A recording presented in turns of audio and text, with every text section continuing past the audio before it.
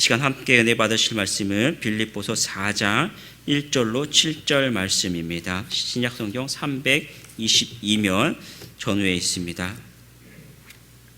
빌립보서 4장 1절로 7절 말씀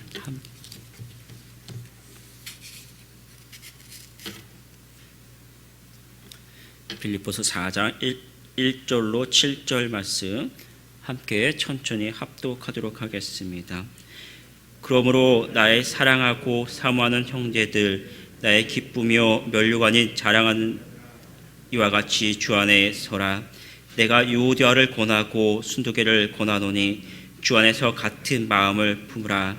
또 참으로 나와 멍에를 같이 한 내게 구하노니 복음에 나와 함께 힘쓰던 저 여인들을 돕고 또한 클레멘드와 그 외에 다른 동역자들을 도우라. 그 이름들이 생명책에 있느니라.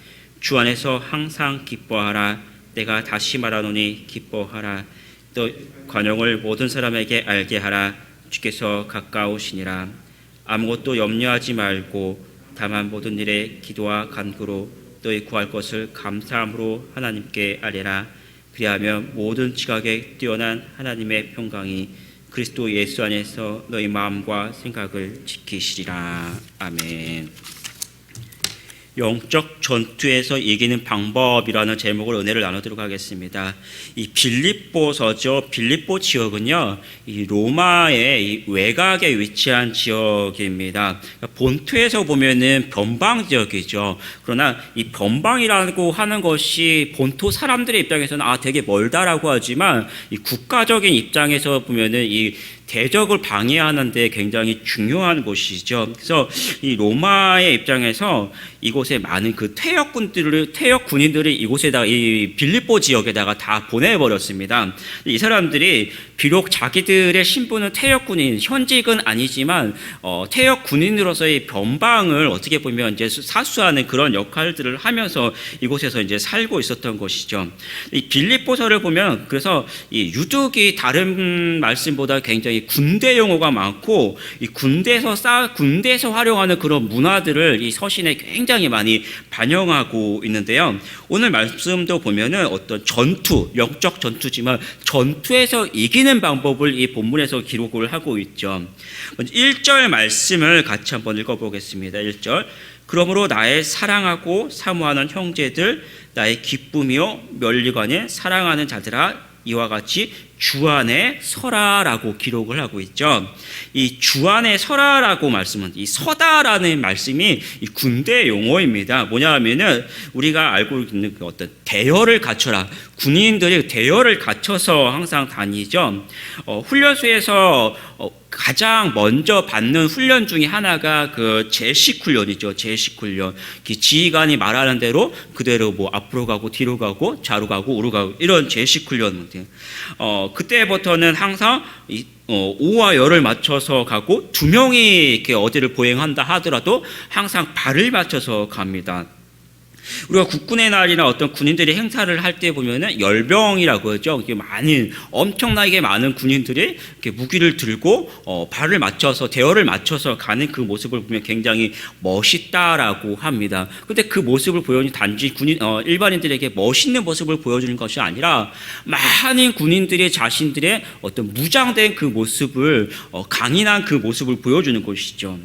이 군인이 대열을 갖췄다라는 것은 다시 이야기하면 자기 자리에서 싸울 준비가 됐다라는 모습을 의미합니다. 더불어서 이 대열을 갖추면 그때부터는 자기가 판단해서 자기 생각대로 행동하는 것이 아니라 지휘관이 이 명령하는 대로 일사불란하게 움직여야 이 전투에서 이길 수 있는 것이죠. 이 바울이 빌립보 교회에 서신을 쓸 때 가장 먼저 뭐라고 이야기합니까? 주 안에 서라. 그러니까 세상에 보이는 것들, 세상에 자기 방법대로 행동하는 것이 아니라 영적 전투에서 대열을 갖추고 싸울 준비를 하고 살아가라라는 것을 가장 먼저 이야기하는 것이죠. 그러면서 2절을 보면은 이렇게 이야기합니다. 영적 전투의 그 대열을 갖추고 내가 유오디아를 권하고 순두개를 권하노니 주 안에서 같은 마음을 품으라 라고 말씀합니다. 무슨 말씀입니까? 서로가 일치가 안 되고 분열이 있었다라는 그 이야기를 하는 것이죠. 유오디아와 순두개가 싸우고 있었다라는 이야기합니다. 전투가 시작되었는데 이 군인들이 싸움이 일어나면 어떻게 됩니까? 완전히 망하게 되고 다 죽게 되는 것이죠. 하나로 단결되어야 합니다. 단결. 특별히 로마 군대는요, 세계적으로 전쟁사에서 굉장히 대열이 하나가 되는데 아주 유명한 군대입니다. 이 로마 군대의 특징 중에 100명이 가나 100만 명이 가나 이 군인들의 발소리는 하나다라는 그런 말이 있습니다. 100명이 가도 그 발소리는 하나고 100만 명이 가도 똑같은 하나의 소리가 나온다라는 것이죠. 굉장히 독특하죠. 그래서 이 적들이 이 로마 군인들이 침입해 올 때는 적들이 멀리서 보이지 않는데도 100명이나 100만 명이나 똑같이 멀리서 뻑뻑 하고 오는 그 발소리가 하나 된 그 소리를 들을 때 굉장히 큰 위화감을 느꼈다라고 합니다. 그러니까 하나의 몇 명이 되든지 똑같이 하나로 단결됐다라는 것입니다. 그런데 10만 명, 100만 명이 될 때 숫자도 중요하지만 이들이 하나가 되면 굉장히 무섭고 또 그럼에도 불구하고 반대로 그 중에 분열이 생기면 100만 명이라도 하나가 된다면 엄청난 군대가 되는데 그 중에 분열이 된다면 적들은 반드시 그 작은 틈을 타서 이 많은 조직들을 파고 들어가는 것이죠. 교회도 숫자가 중요한 것이 아니라 우리 모두가 그리스도의 말씀으로 하나가 돼서 단결이 될 때 숫자가 아니라 모든 사람들이 하나님 중심으로 말씀 중심으로 하나가 돼서 이 세상에서 영적 전쟁으로 승리할 수 있다라는 사실입니다. 말씀 중심으로 우리가 하나가 되려는 가장 중요한 그 방법이 무엇입니까? 선포되어지는 하나님의 말씀에 우리가 귀 기울이고 또 말씀 선포하시는 우리 담임 목사님과 교육자들을 위해서 먼저 기도해 주어야 합니다. 그리고 또 한 가지 뭡니까? 교육자뿐만 아니라 모든 성도가 하나님의 말씀 안에서 사랑 안에서 서로 돕고 협력하고 약한 자들을 이끌어주고 사랑으로 하나가 될 때 우리 교회가 모두 하나가 되어지고 또 건강하고 연합하고 평안할 수 있습니다. 그렇죠. 어느 교회 가든지 어떻습니까? 여러분들이 다른 교회 갔을 때 무엇을 느낍니까? 가장 먼저 내가 느낄 수 있는 것은 그냥 다 낯설지만 어떤 예배 시간에 선포되어진 그 말씀 속에서 참 저 목사님 말씀 참 은혜롭다. 교회 참 말씀이 참 좋은 것 같다라고 하고 예배를 끝나려면 어떤 분들은 사람들이 많으니까 휑하고 낯서니까 슉 그냥 집에 가버리기도 하지만 낯선 그곳에서도 어떤 분들이 따뜻하게 이렇게 맞이해주고 손을 잡아주고 또 자기들끼리 교제하는 그 모습을 보면 왠지 나도 좀 그 속에 껴들어가고 싶잖아요. 그러니까 우리 성도님들이 가장 많이 느껴지는 게 선포되어지는 말씀 그리고 성도 안에 서로 하나 된 그 교제의 모습을 우리가 가장 먼저 본다는 것이죠. 동일하게 우리가 영적으로 하나 되는 모습도 모든 성도들의 말씀 안에서 하나 될 때 가장 우리가 힘이 되고 은혜로울 수 있는 것이죠. 세상의 어떤 어려움과 환난 속에서도 우리는 말씀과 사랑으로 연합해서 하나 되고 강하게 세워지는 우리 성도들이 되기를 축복합니다. 훈련소에 가면 제일 먼저 신분을 확인합니다. 그리고 첫날 밤에 무엇을 하는지 다 아마 아실 것입니다. 첫날 밤이 되면 군복을 바로 나눠주죠. 그러면 그 훈련병들이 그 군복을 보면서 갈아입고 옷을 이제 이름을 쓰면서 이제 시작하는구나라고 정신적인 그 정신을 바짝 차리게 됩니다. 다시 말하면 정신적인 무장의 시작이죠. 옷이라는 건. 특별히 본문에서는 영적 싸움에서 기쁨과 관용으로 무장하라라고 기록하고 있습니다. 4절 5절 말씀 같이 읽어보겠습니다. 4절 5절 주 안에서 항상 기뻐하라. 내가 다시 말하노니 기뻐하라. 너의 관용을 모든 사람에게 알게 하라. 주께서 가까우시니라. 이 빌립보에 있는 성도들은 예루살렘 교회나 그 유대인들이 볼 때 그 로마의 그 변방이었으니까 이방인 출신들의 그 기독교인이라고 부르면 되겠죠. 그래서 이 유대인들 본토에 있는 예루살렘에 있던 이 유대인들이나 이런 사람들, 유대인 출신의 기독교인들이 이들에게 자꾸만 했던 것이 우리가 잘 아는 것처럼 율법을 지켜야 한다, 신앙생활하면서도 율법을 지켜야 한다, 할례를 해야만 한다, 이런 것들을 자꾸만 강조를 합니다. 또 한편으로는 이 같은 헬라인 사이에서도 같이 살면서도 그들이 섬기던 이 헬라인들은 그 우상의 문화를 자꾸만 이야기하죠. 그럼 너는 왜 그들이 그렇게 예수를 믿으면서 그렇게 이상한 행동을 하느냐라고 이야기합니다.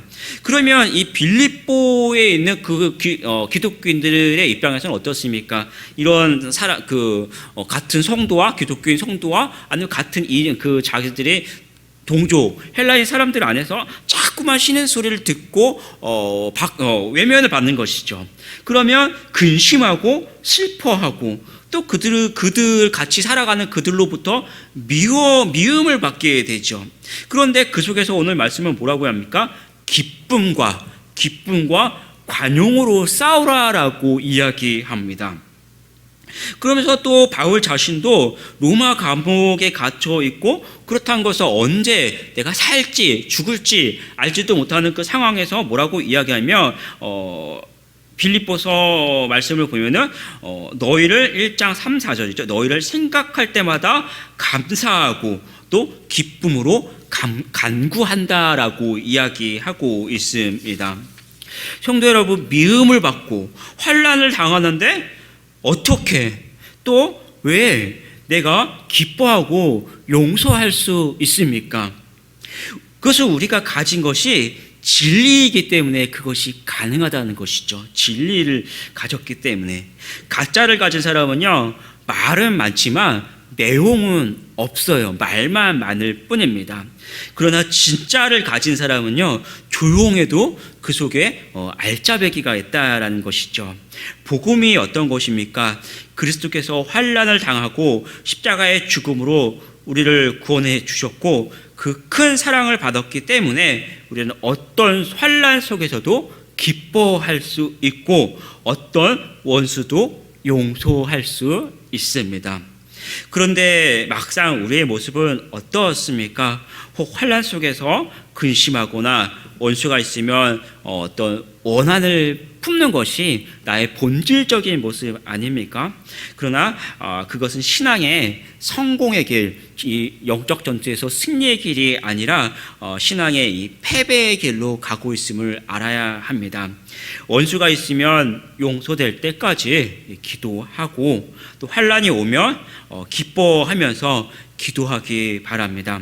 그래서 믿음의 모습, 또 성숙한 성도의 모습으로 강하게 서는 우리 성도들이 되길 축복합니다. 이 군인들에게는 총을 주죠.